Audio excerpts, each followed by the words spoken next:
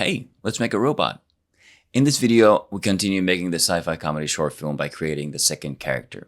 In the first video, I made a meta-human and recorded some motion capture for both of these characters using quick magic. But for this character, I need a robot and I can't just meta-human my way out of this, so I actually need to make it from scratch. Now, I'll admit I'm a little rusty when it comes to creating characters, but let's just do it. It'll be fine. Welcome to Feed on Visual. So this is the second character out of total 3 and I need for this short film, and it's a robot called Bob. I started the process by gathering references and tried to generate a couple of images with AI, but struggled to find the perfect look. In my head, he's an ordinary service robot in the future, but one day decides to pursue the pirate life and joins this crew. So he needs a good balance of a goofy slacker and a rough pirate. Anyway, these were the images I liked the most, but as you can see, they're very different. So I opened up Blender and started modeling, trying to aim somewhere in the middle of these two looks. It's been a while since I modeled something like this, and on top of that, I didn't really have a finished concept, so I just kept experimenting and changing things and just trying to find the character. Also trying to find a good balance on the level of detail, having just enough detail for it to look functional, but not so much it'll take me weeks to model them. Let me just say, get the concept art right first if you can, maybe even from multiple angles. Of course, you can do it this way, but the modeling will be so much faster if you have a clear goal. As for character traits, I wanted him to have a bit of a beer belly, even if it doesn't really make sense for a robot. And I added these small plates as eyebrows just to give him a more unique look. I also like the idea that he would have attached those onto his face to have a more mean pirate look, but he just didn't get them right. In the end, the modeling took about a day until I felt like it was serviceable and I could move on to the UVs. The UVs were pretty basic, although I've never really much cared for this part. But this time I used a free add-on called Mio 3. It's a great tool straight out of the Blender extensions, and I don't know how I missed it before. I kept the textile density consistent when unwrapping the parts, so all the textures would have the same scale or resolution when applied. And I also did a quick material pass just to see how it would look. Next, I used another free add-on called Text Tools to assign vertex colors onto the mesh parts. I wasn't actually quite sure if I needed these when texturing in Substance, but it was simple enough to do, so I did it just in case. I think Substance used the material IDs rather than these under the hood, because I was just able to drag and drop the materials right on the different parts without any masking, and it worked in this case. But the vertex colors will probably be more versatile in some cases. Now, I'm using an old version of Substance Painter, the last version before the subscription model, but the basic functionality is the same and it works fine. Here I didn't need to reinvent the wheel, and the goal is still to make this whole animation as fast as possible with high enough quality. So I baked the basic mesh maps and mostly used smart materials with some customizing and ended up with this look. I might change the colors or add something eventually once I see him in context with the other characters. Maybe he got himself a sweet pirate tattoo by just scribbling something onto his shell with paint. We'll see. But for now, this is good enough.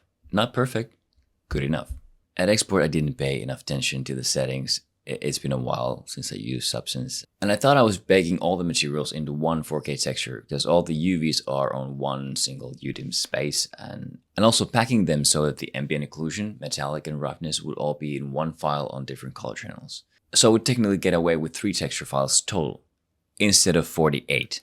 Oh well. If I go back and update or rework the textures, I will optimize this part for sure. It should help with rendering because the GPU needs to load up all those textures into memory, and 3 for sure is better than 48. My god. And next, it was time to rig him. Many use Mixamo for quick rigs, but that won't work for a robot that has rigid parts and also might not have the same amount of joints in the same place as a human character would. So I went back to Blender and started from a basic Rigify human rig, but removed some unnecessary spine bones and added a couple of new bones for the eyes and earpieces. It is only now, right here, that I realized that I added separate bones for the ears, but not one that would control both of them at the same time. That might be useful. To make the joints work like they would on a robot, you need to place the bones so that the joint is exactly in the middle of the rotating piece. And you could lock the joints so that they only rotate in one axis, but I'm gonna slap some mocap on this later and see how it looks. I didn't rig the mouth because the idea is that it's a display that will either flash a light when he speaks or maybe even display the actual words he says. But at this point, I honestly don't yet know how I will do it. It'll probably be an animated video texture most likely that I need to just time to the dialogue. In weight painting, you just basically assign 100% of the weight to the nearest bone to make it rigid, with the exception of the torso where I blended the weight between the two spine bones to allow a bit more flexibility there if needed. Before we get into retargeting animations, could you do me a solid and subscribe to the channel? It's no big deal. I would just like to show my family that I'm a legitimate YouTuber now and they can stop laughing. Okay, thanks. So now we have the model, the textures, and the rig. Next, it's time to make him move. In the first video regarding this new short, I recorded some motion capture for this character using Quick Magic, and I tried their different options and features. And for Bob, I wanted to record a good audio at the same time, so I sat down right next to my mic here and used the top half only. It doesn't walk around too much in the story, so I opted for a better audio instead of full body mocap, as I will be manipulating my voice to sound like a robot later on, and I can animate his legs separately when needed. But that's why the mocap comes with this strange boy character. Anyway, I imported both the rigged Bob and the mocap into Unreal and tried retargeting there, but it didn't work.